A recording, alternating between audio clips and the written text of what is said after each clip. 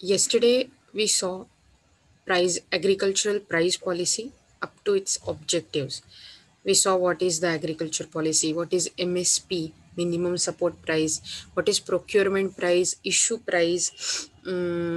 ये सब टाइप के जो कंसेप्ट्स है जो हमेशा ही जब आप एग्रीकल्चर के बारे में पढ़ते हो, एग्रीकल्चर इकोनॉमिक्स के बारे में पढ़ते हो, तो आपके सामने आते हैं. तो हमने ये सब टर्म्स देखे कल, और उसके साथ साथ हमने ये भी देखा कि एग्रीकल्चरल प्राइस पॉलिसी के बारे में बात करते हैं तो उसके ऑब्जेक्टिव्स क्या है, क्यों होनी चाहिए मतलब क्यों हमारे सामने रखी गई है ये. ओके, आज हम उसके फीचर्स देखने वाले. सो क्वेश्चन क्या आ सकता है, what are the features of agricultural policy. Again एक इंट्रोडक्शन देनी पड़ेगी जो हमने देखी है ऑलरेडी पहले कुछ स्लाइड में कल और लास्ट लेक्चर में. Sorry.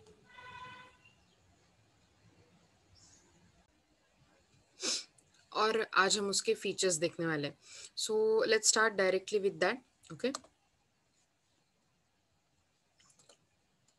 First feature is setting up institutions. Institutions मतलब ऐसी सिस्टम, ऐसा स्ट्रक्चर क्रिएट करना.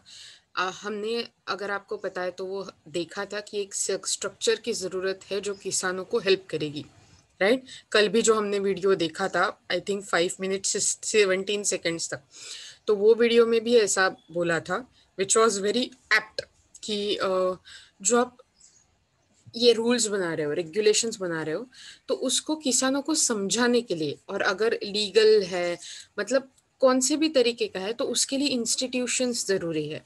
एक संस्थाएं जो होती है वो ज़रूरी है. एक स्ट्रक्चर ज़रूरी है, जो रूल्स हो, जिसके ऊपर ज्यूरिसडिक्शन हो, मतलब जो कुछ कायदे कानून बना सके. So setting up institution. The government of India has set up some institutions for implementation of agricultural price policy in the country. Accordingly, the Agricultural Price Commission was set up in 1965. What? Agricultural Price Commission, 1965, which announced the minimum support price (MSP) and procurement prices for agricultural product. तो ये जो agricultural price commission है, it use to announce minimum support price (MSP) and procurement price for agricultural products.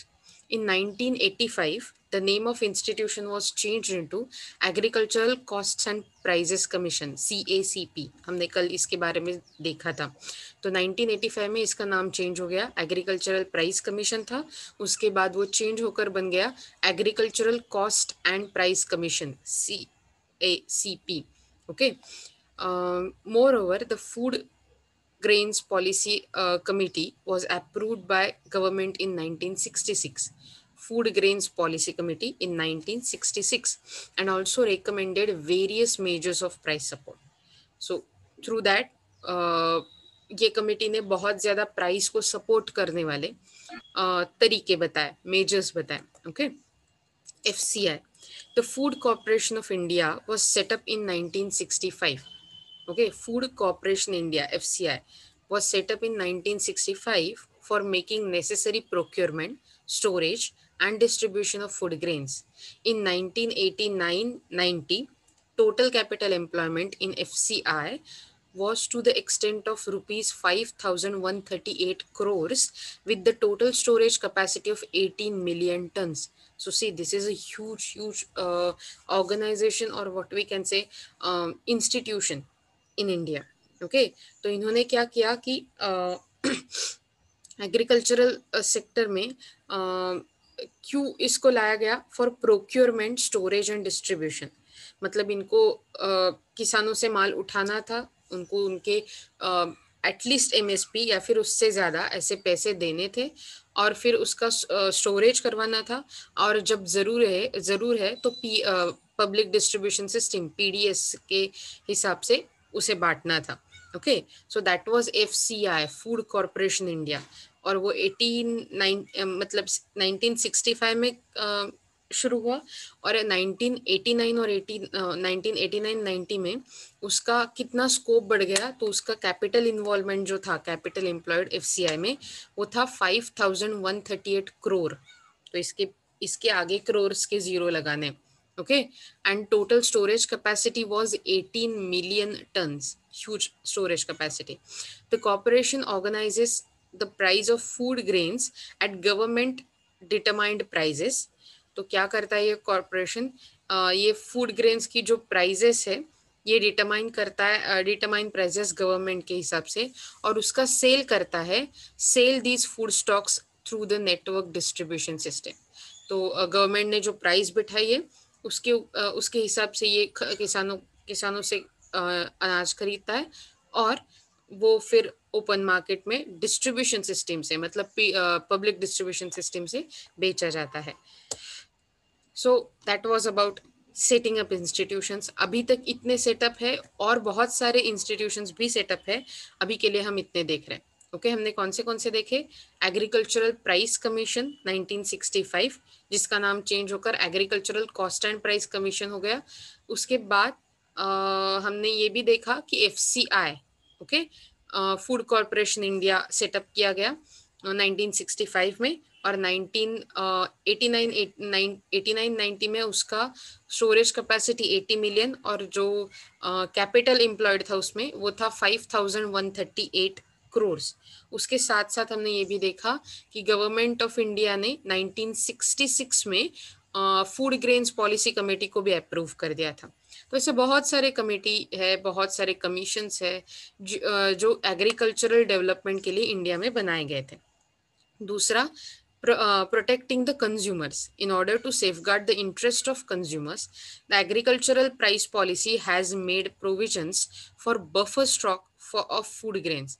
So अब देखो कि जैसे ही हम बात करते हैं ओनियंस की, प्याज की, कांदा, तो जब उसके बारे में बात कर रहे हैं तो ऐसा होता है कि एक सर्टेन टाइम में अब हमारे मार्केट में एकदम से उसका शॉर्टेज होता है और उसकी प्राइस बढ़ जाती है ओनियन की, और ये हर साल अगर आपने ट्रेंड देखा तो होता ही होता है।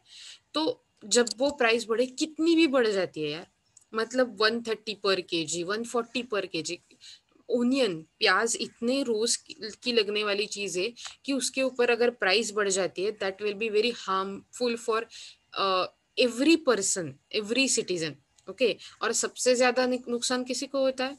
पॉवर्टी के, BPL लोगों को, जो बिलो पॉवर्टी लाइन है, मिडिल क्लास, जिनके पास पैसे कम होते हैं, तो ऐसे लोगों को उनका मतलब नुकसान हो जाता है बहुत। तो इसकी वजह से ये जो कंज्यूमर्स का इंटरेस्ट है कि उनको जब चाहिए तो वो चीज़ अवेलेबल होनी चाहिए, ये इंटरेस्ट सेफगार्ड करने के लिए उनको क्या किया जाता है? The agricultural price policy has made provision of the buffer stock, मतलब ज्यादा का स्टॉक रखने की, बफरिंग मतलब ज्यादा का रखने की। So buffer stock for the food grains for its distribution among the consumers through public distribution system. Okay, मला वाटतं तुम्हाला हे अगदीच छोटं होतं म्हणून त्याचं काही फार एक्सप्लेनेशन केलेलं नाहीये। तुम्हाला हे दोन्ही कळलंय? तुम्हाला जी दोन फीचर्स सांगितली ती सकाळ सकाळ, Yes. म्हटलं सकाळ सकाळचे झोपले असाल तर उत्तर द्या बरं का मी काय विचारते ते। Then minimum support price. The government fixes the minimum support price of agricultural products like wheat, rice, maize, cotton, sugarcane, pulses, etc. Regularly for safeguarding this interest of farmers. तो ये मिनिमम सपोर्ट प्राइस कौन से product के लिए होती है? मैंने आपको बोला सभी प्रोडक्ट के लिए नहीं होती। Okay, wheat, rice, maize, cotton, sugar cane, pulses, pulses म्हणजे कडधान्य, शुगर केन ऊस, कॉटन कापूस, तर ही जी सगळी बेसिक तुमची रोज लागणारी कडधान्य आणि त्याला आपण कार्बोदके, कार्बोहाइड्रेट्स म्हणतो। ओके, सो ये जो है इसके लिए एक्चुअली बनाए गए हैं मिनिमम सपोर्ट प्राइजेस, उनके लिए ये दिए जाते हैं। The FCI also makes Food Corporation India, अब आपको याद रहना चाहिए।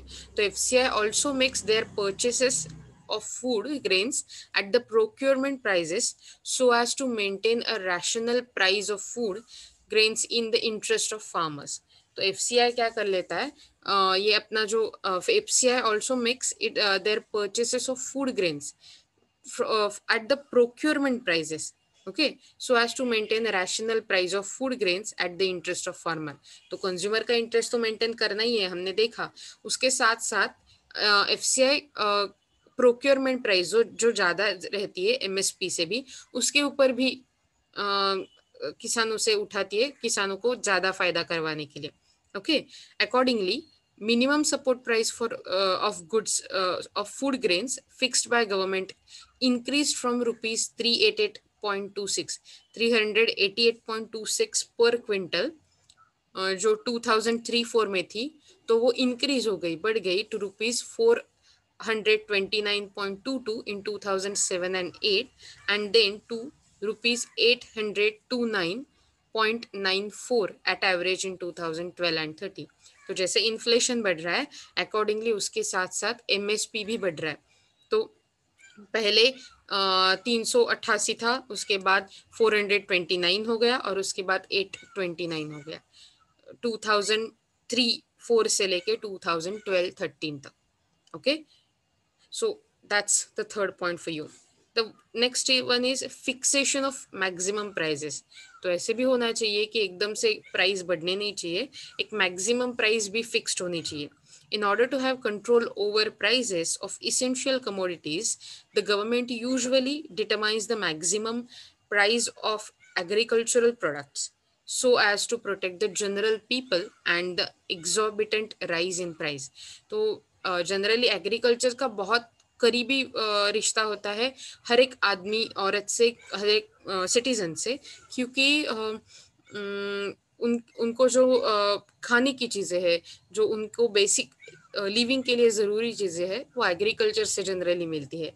और ये एग्रीकल्चर ही है जिसका अगर प्राइस बढ़े तो पहले नुकसान सबको पहुंचता है। इसीलिए गवर्नमेंट का इसके मैक्सिमम प्राइस पे भी कंट्रोल रहता है, और इससे जनरल पीपल का एक प्रोटेक्शन किया जाता है through price rising. Okay, so I guess ये 4 फीचर आपके लिए मैंने रखे। आपको ये समझ में आ गए? 4 फीचर हमने देखे थे। पहला सेटिंग अप इंस्टीट्यूशन, दूसरा प्रोटेक्टिंग कंज्यूमर्स, तीसरा मिनिमम सपोर्ट प्राइस, और चौथा फिक्सेशन ऑफ मैक्सिमम प्राइजेस। ठीक है, I guess we are good to go. आगे चले। Yes. Let's see the implications of agricultural pricing policy. अभी तक के लिए हमने फीचर्स देखे थे, अभी हम इन इम्प्लीकेशंस देखना शुरू कर देते हैं। Okay, I guess they are a little bigger ones. Incentive to increase production. Incentive मतलब एनकरेजमेंट, मोटिवेशन। तो ये एग्रीकल्चरल प्राइस पॉलिसी क्या करती है? ये प्रोडक्शन इंक्रीज करने के लिए मोटिवेट करती है। कैसे? Agricultural price policy has been provided necessary incentive to farmers for raising their agricultural output through modernization of the sector. Sector को, एग्रीकल्चर को मॉडर्नाइज करके। The minimum support price should be determined effectively by the government which will safeguard the interest of the farmers. तो MSP should be determined very effectively by government, क्योंकि इसके साथ साथ farmers को protect किया जा सकता है। ये हमने देखा था ऑलरेडी, ये पॉइंट अगर आपको याद है। Accordingly MSP of food grains was fixed from, और ये 2003-4 में 388.26 पर क्विंटल थी, तो 2012-13 में बढ़कर 829.94 एट एवरेज हो गई। ओके, सो ये था पहला implication, incentive to increase production. तो अगर आप ज्यादा प्राइस बढ़ाओगे, ज्यादा फार्मर्स ऐसे सोचेंगे कि ठीक है हमें फायदा हो सकता है, let's do farming, let's do agriculture, और ज्यादा लैंड कल्टीवेशन के अंडर आ सकता है, फूड सिक्योरिटी का प्रॉब्लम सॉल्व हो सकता है। So that is one implication. Other is increase in the level of income of farmers. Farmers के इनकम में इंक्रीज करना। The agricultural price policy has provided necessary benefits to the farmers by providing necessary encouragement and incentives to raise their output and also support its prices। तो agricultural price policy ने ऐसा benefit provide किया है कि लोगों को, farmers को motivate हो कि वो ज्यादा से ज्यादा प्रोड्यूस करें, और ज्यादा से ज्यादा मतलब क्योंकि इन्होंने जो सपोर्ट प्राइजेस दिए उसके वजह से। तो मतलब इससे क्या होगा, जैसे एग्रीकल्चरल प्रोडक्शन बढ़ेगा वैसे ही लोग ज्यादा खरीदेंगे, और ज्यादा जब खरीदा जाएगा तब फार्मर्स को ज्यादा फायदा हो जाएगा, right? all these have resulted in the increase in the level of income of farmers as well as their standard of living. तो सिर्फ इनकम ही नहीं बढ़ा है, उसके साथ साथ रहन सहन भी बदल गया है, स्टैंडर्ड ऑफ लिविंग भी चेंज हुआ है. That's at least that's what they want to say us कि क्या इम्प्लीकेशंस है. Okay, the third implication is change in cropping pattern. मतलब पहले अगर सिर्फ एक साल में ही एक टाइप का क्रॉप लिया जाता था, तो शायद आज जो वाटर हार्वेस्टिंग होता है, राइट, उसके साथ या फिर बहुत सारी चीज़ों के साथ शायद वो 2-3 क्रॉप्स ले सकते हैं हर साल. तो डेफिनेटली एक क्रॉप के लिए जितना प्रोडक्शन होता था उससे ज़्यादा प्रोडक्शन होगा अगर आप 2-3 क्रॉप्स लेते हो, अलग अलग टाइप के क्रॉप्स एक साथ लेते हो. ऐसे बहुत ज़्यादा चीज़ें हो सकती है साइंटिफिकली अगर आप खेती के बारे में पूरा नॉलेज ले तो. Okay, change in cropping pattern. The agricultural price policy has resulted in considerable change in cropping pattern of Indian agriculture.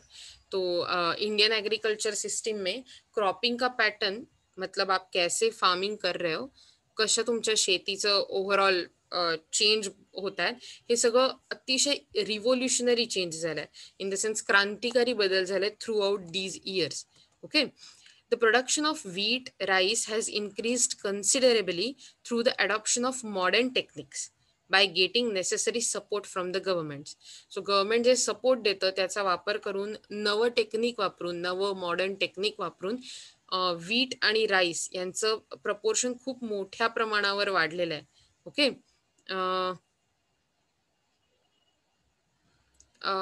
We are talking about agricultural price policy.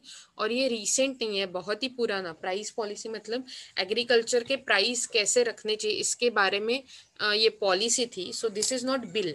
Bill का मतलब होता है कि आपका एक नया कानून बनना, और कानून बनने से पहले जब संसद में प्रेजेंट किया जाता है तो सारे सांसद मतलब आपके एमएलएस जो होते हैं वो एक्सेप्ट करते हैं या रिजेक्ट करते हैं. तो बिफोर एक्सेप्टिंग और rejecting that is called bill. उसके बाद उसका लॉ में ट्रांसफॉर्मेशन होता है. लेकिन agricultural price policy is not a law, it's policy. Government की एक रिटर्न रूल्स की लिस्ट कि क्या होना चाहिए, कैसे होना चाहिए, और उसके हिसाब से उसके फीचर्स क्या है ये हमने देखे. और अब उस पॉलिसी की वजह से क्या क्या हुआ है ये हम देख रहे हैं. तो जैसे पहले प्रोडक्शन बढ़ाने के लिए फार्मर्स को मोटिवेशन इंसेंटिव मिला, फिर उसके साथ साथ फार्मर्स को इनकम बढ़ाने के लिए, लेवल ऑफ इनकम रेज करने के लिए भी मतलब उनका इनकम रेज हुआ. और अब देख रहे change in cropping pattern. Okay Sushmita, is that enough? अगर कुछ है तो पूछो. Okay, so we were talking about changing in cropping pattern. तो just a minute. Okay, okay, cool. So the production of wheat and rice has been raised through all these modern techniques. उसके बाद आता है कि but the production of pulses and oil seeds could not achieve any considerable change in the absence of such price support. So generally क्या होता है, wheat rice ये बहुत ही इम्पोर्टेंट समझे जाते हैं. और अगर प्राइस सपोर्ट देना है तो वैसे प्राइस मतलब व्हीट प्राइस इनको दिया जाता है rather than pulses oil seeds. लेकिन आज के मार्केट में इनको भी बहुत ज़्यादा डिमांड है. रादर मैंने आपको बोला कि हम पल्सेस बहुत ज़्यादा उगाते हैं इंडिया में, बहुत ज़्यादा प्रोडक्शन होता है पल्सेस का, फिर भी इंडिया को पल्सेस इंपोर्ट करना पड़ता है. और अगर हमने हमारा पल्सेस का प्रोडक्शन बढ़ाया तो we will do very well with our international trade. मतलब हमारा इंपोर्ट बहुत कम हो जाएगा उस एक्सपोर्ट के हिसाब से, और वो फेवरेबल हो जाएगा. लेकिन उसके लिए पल्सेस का प्रोडक्शन देखो, इंटरनेशनल ट्रेड और खेती का बहुत कम संबंध है ऐसा लोगों को लगता है, लेकिन दैट्स नॉट द केस. हम एक कृषि प्रधान देश है, मैंने कल ही आपको बोला था. हम बहुत ज़्यादा चीज़ें एक्सपोर्ट करते हैं और उतनी ज़्यादा चीज़ें इंपोर्ट भी कर लेते हैं. तो अगर आपका इंपोर्ट ज़्यादा हो जाए एक्सपोर्ट से तो क्या हो जाएगा, आपका जो बैलेंस ऑफ पेमेंट है, मतलब एक्सपोर्ट ज़्यादा होना चाहिए, इंपोर्ट कम होना चाहिए, या फिर एक्सपोर्ट इंपोर्ट इक्वल होने चाहिए, ये बैलेंस बिगड़ जाता है. ओके, और उसके लिए हमें अगर बैलेंस सुधारना है तो पल्सेस ऑयल सीड्स जैसे चीज़ें हैं वो ज़्यादा प्रोड्यूस करनी पड़ेंगी, क्योंकि अभी भी उनका प्रोडक्शन कम पड़ रहा है और हमें उनको इंपोर्ट करने मतलब की ज़रूरत हो रही है. और ये क्यों कम पड़ रहा है प्रोडक्शन, क्योंकि उनको प्रोड्यूस करने के लिए कोई इंसेंटिव नहीं है. इसका मतलब एक मिनिमम प्राइस सपोर्ट उनको नहीं मिल रहा है. Okay. Let's see the fourth one. Benefit to consumers. The policy has also resulted in considerable benefits to the consumers by supplying the essential agricultural commodities at reasonable price regularity. तो ये policy सिर्फ farmers के लिए नहीं, मतलब supply side के लिए नहीं, डिमांड साइड के लिए. डिमांड साइड मतलब हम as a citizens, as a individual, कि हम जो माल खरीदते हैं. Okay. So this policy has also resulted in considerably benefit to consumers by supplying the essential agricultural commodities at reasonable price regularly.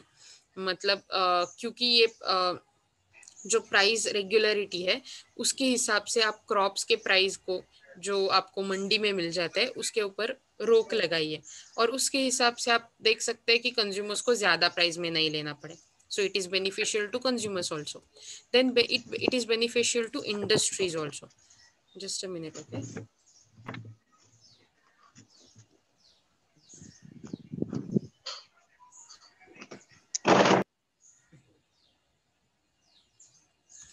The agricultural price policy has also benefited the agro industries of the country like sugar industry, cotton textile, vegetable oil etcetera.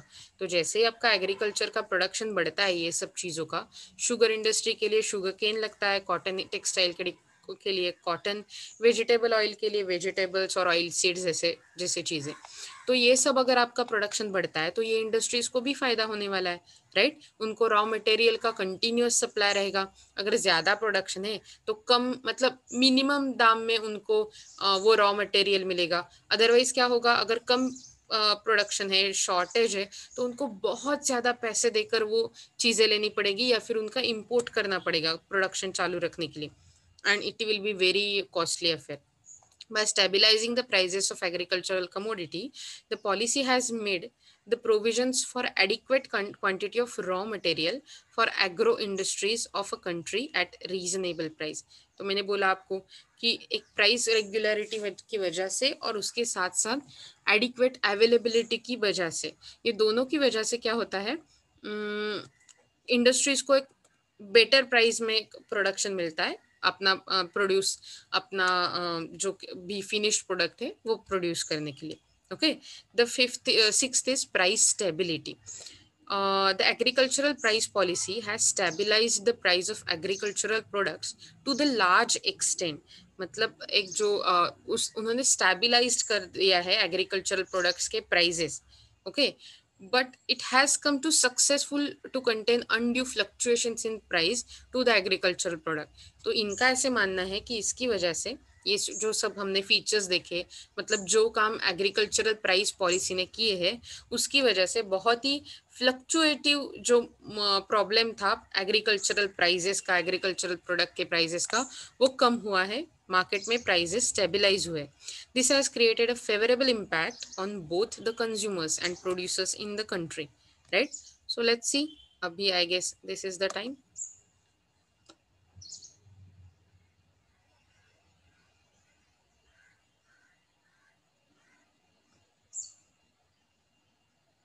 Just a minute, okay.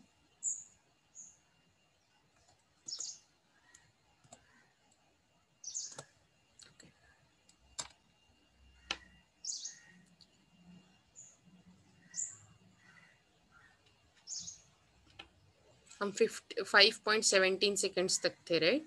अगर आपको पता है हमने एक bill देखा था tomato और McDonald वाला, मतलब मैकडोनल्ड्स जैसी बड़ी बड़ी कंपनियां एक मतलब एक पूरे विलेज के साथ, किसान के साथ कॉन्ट्रैक्ट फार्मिंग बेसिस पे एक लेती है, लेकिन उसके कुछ लूप होल्स भी देखे थे, क्या करना चाहिए ये भी देखा था, राइट. आज हम 5 मिनट 17 सेकेंड से शुरू करेंगे.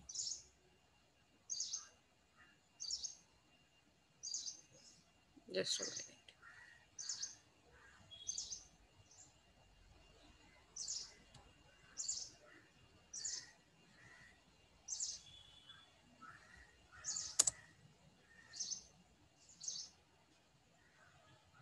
Number 2, onions make Bharat cry. Onion एक कमाल की चीज है. कभी कभी अनियन प्राइसेस 100 रुपए भी क्रॉस कर जाते हैं और कभी हम ऐसे वीडियोस देखते हैं जब कोई किसान अपने अनियंस 8 रुपए में बेच कर आ रहा है. ये दोनों तरफा प्रॉब्लम इसलिए है क्योंकि ट्रेडर्स ज्यादा स्टॉक होने पर अनियंस को फ्यूचर के लिए स्टोर नहीं कर सकते। तो मैंने बोला था आपको ओनियंस के बारे में, राइट। कभी कभी किसान, इन्होंने ही भी बताया कि मंडी में जाकर 8 रुपए पर केजी को बेच कर आता है, बहुत कम दाम मिलता है ओनियन का। या फिर कभी कभी ये दाम इतना बढ़ जाता है कि 100 रुपीज के लिए हमें जाकर खरीदना पड़ता है, राइट।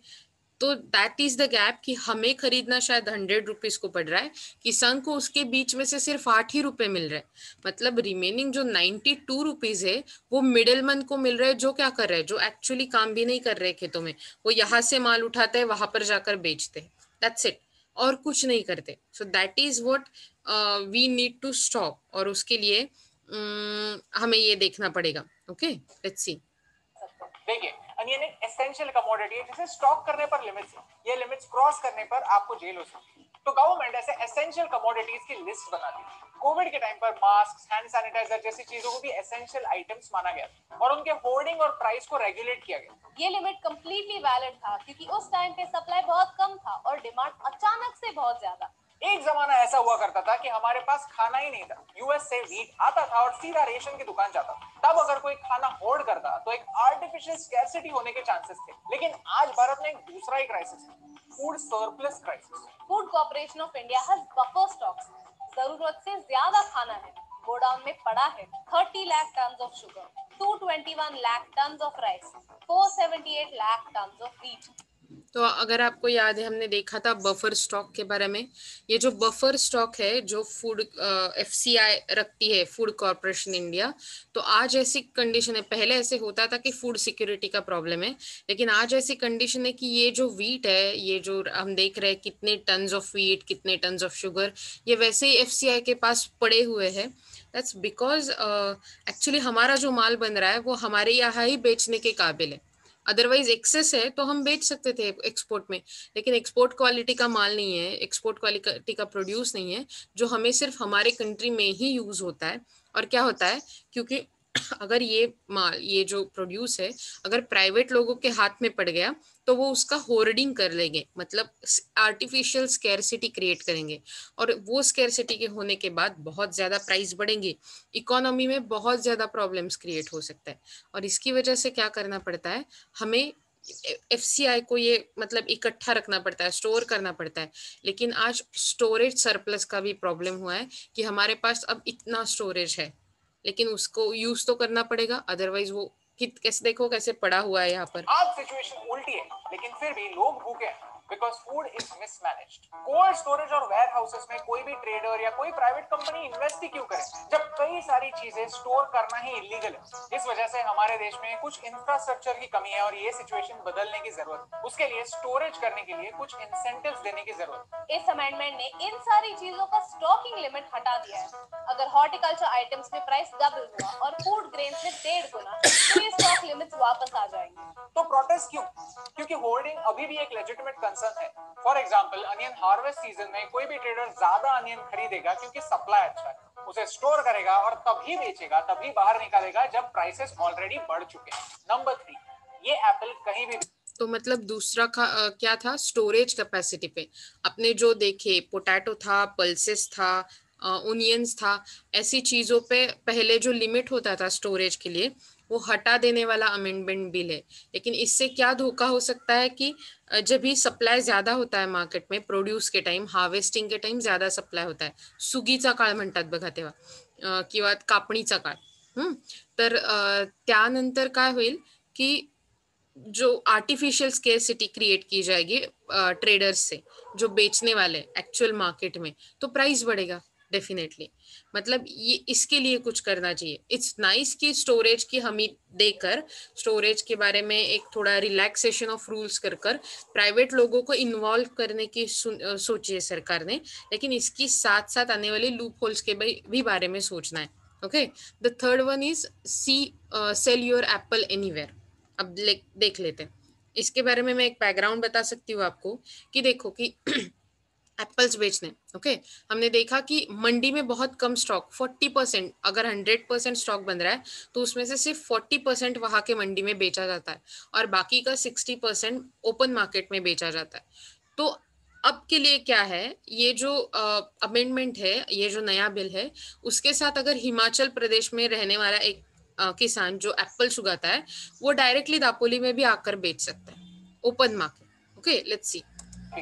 आज के सिचुएशन में हिमाचल का एक ऐसा फार्मर जो एप्पल्स ग्रो करता है, वो खुद महाराष्ट्र में आकर उसके एप्पल्स नहीं बेच सकते।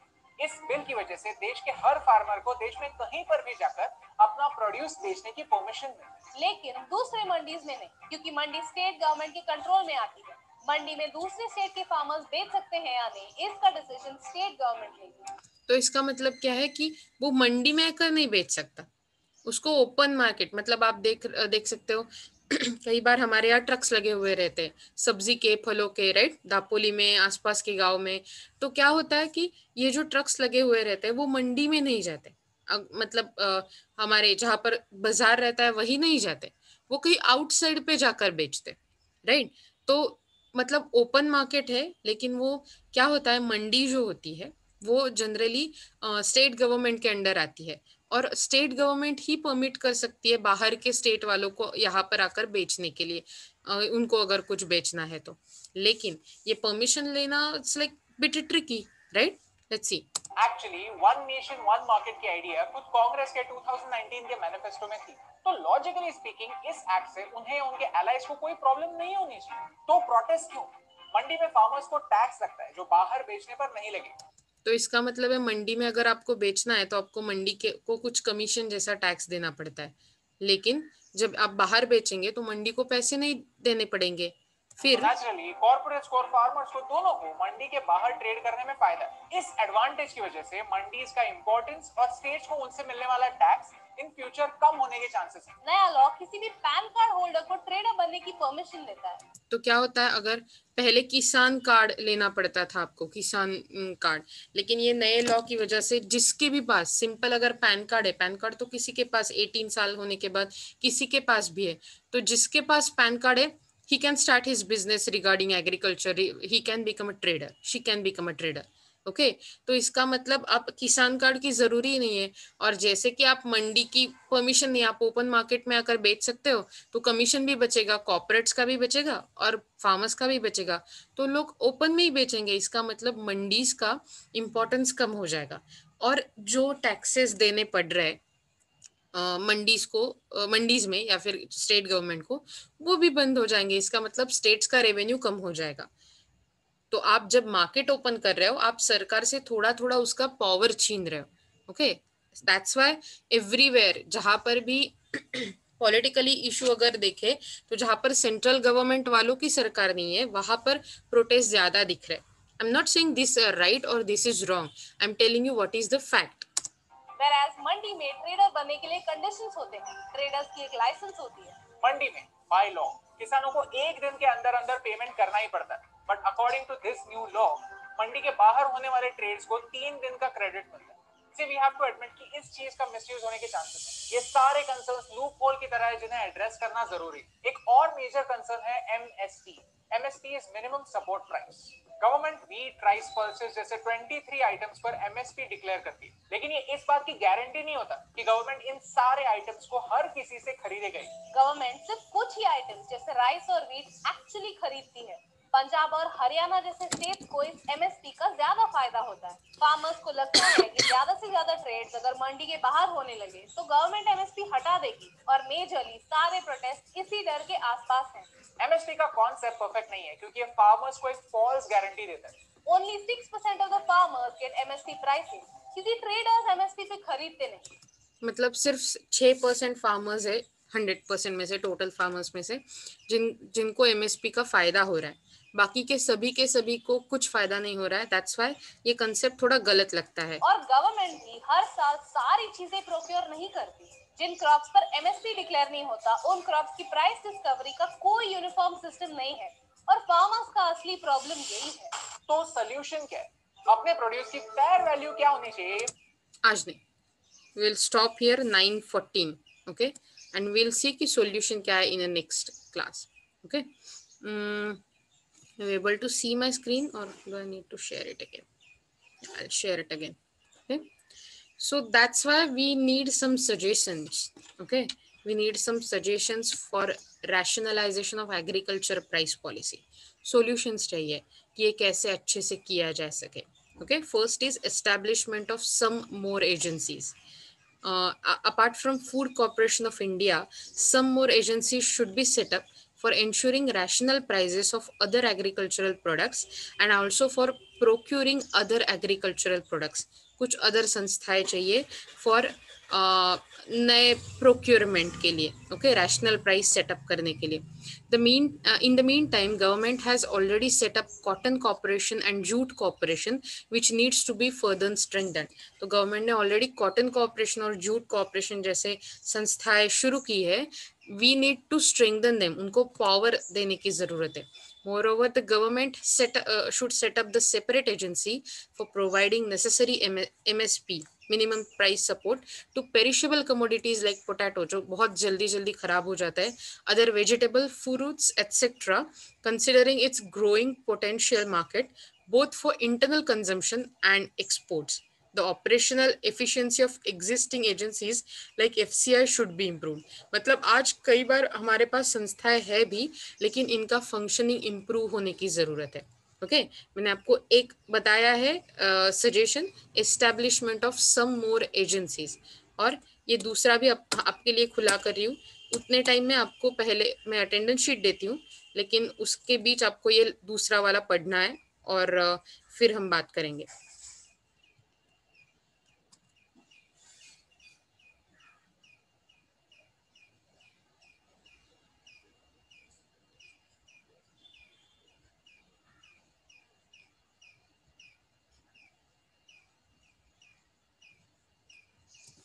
यप, मैंने आपको अटेंडेंस शीट दे दी है और मैं आपको ये आगे वाला दिखा रही हूँ. The extension of the price policy. The agricultural price policy should be extended to cover more commodities over and above 15 commodities covered at present. तो मतलब एग्रीकल्चरल प्राइस पॉलिसी को ज्यादा से ज्यादा कमोडिटीज को कवर करना चाहिए, सिर्फ 15 कमोडिटीज जो आज प्रेजेंट में कवर्ड है उसके लिए नहीं. The commodities like pulses, potato, onions and other important vegetables and fruits may also be covered. Let's see the next one. Rationalization of price fixation. The prices of agricultural commodities should be fixed in the most rational manner so that it could cover entire cost of production. While fixing the prices and increasing cost of agricultural input should be taken into consideration. So price को जब आप fix कर रहे हो तो उस time आपको ये भी ध्यान देना चाहिए कि एक्चुअली आपका इनपुट कैसे चल रहा है. Protection of consumers. The agricultural price should B so determined that it can also protect the interest of general consumer. दोनों को प्रोटेक्ट करना चाहिए, कंज्यूमर्स को और फार्मर्स को भी. Okay, so I guess today we will stop here. And हमने suggestions देखे हैं, फीचर्स देखे हैं, तो आपको ये सब नोट्स लिखने पड़ेंगे. ओके, हमने फीचर्स, इम्प्लीकेशंस और सजेशंस देखे, इसके नोट्स लिखिए, इसके बड़े आंसर्स हो सकते हैं. ओके, इसके आगे वाले जो पॉइंट्स है मैं आपके लिए